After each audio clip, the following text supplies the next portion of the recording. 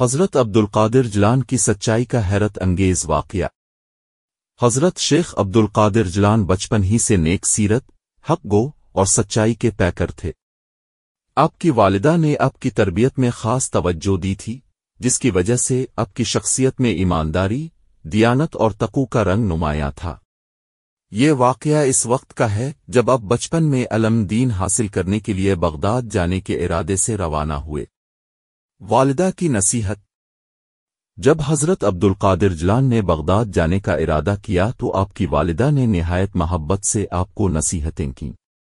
انہوں نے کہا، بیٹا، ہمیشہ سچ بولنا، چاہے حالات کیسے بھی ہوں۔ اللہ سچ بولنے والوں کا ساتھ دیتا ہے۔ یہ نصیحت حضرت عبدالقادر جیلان کے دل میں اتر گئی۔ والدہ نے سفر کے لیے کچھ درہم رقم بھی دیے اور حفاظت کے لیے انہیں کپڑوں میں سی دیا تاکہ کوئی چور یا ڈاکو نہ چھین سکے۔ پھر انہوں نے بیٹے کو دعا دے کر رخصت کیا۔ سفر کے دوران ڈاکوؤں کا حملہ۔ چند دنوں کے سفر کے بعد جب قافلہ بغداد کی طرف بڑھ رہا تھا تو راستے میں اچانک ڈاکوؤں نے حملہ کر دیا۔ یہ ڈاکو قافلوں کو لوٹنے میں ماہر تھے اور ہر کسی سے مال و دولت چھین لیتے تھے۔ ڈاکوؤں نے قافلے کے تمام مسافروں سے ان کا قیمتی سامان لوٹ لیا۔ لیکن چونکہ حضرت عبدالقادر جیلان ایک بچے تھے، اس لیے ڈاکوؤں نے ان پر زیادہ توجہ نہیں دی۔ تاہم ایک ڈاکو نے عذران مذاق پوچھا، لڑکے، تیرے پاس بھی کچھ ہے؟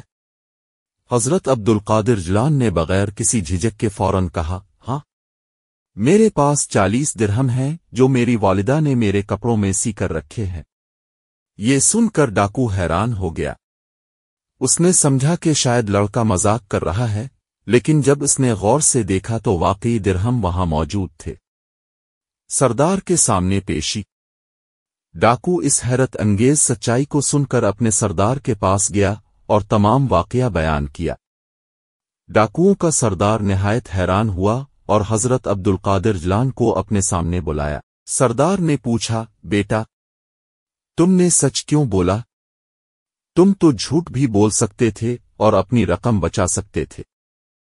حضرت عبدالقادر جیلان نے نہایت معصومیت سے جواب دیا، میری ماں نے مجھے نصیحت کی تھی کہ کبھی جھوٹ نہ بولنا، اور میں اپنی ماں کی نصیحت کو نہیں چھوڑ سکتا۔ یہ جواب سن کر ڈاکوؤں کے سردار پر عجیب کیفیت طاری ہو گئی۔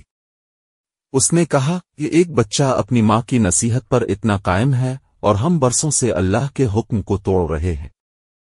یہ کہہ کر سردار کی آنکھوں میں آنسو آ گئے اور وہ حضرت عبدالقادر جیلان کے قدموں میں گر پڑا۔ پھر اس نے اپنے تمام ساتھیوں کے سامنے اعلان کیا، آج سے ہم ڈاکہ زنی چھوڑتے ہیں اور سچی توبہ کرتے ہیں۔ تمام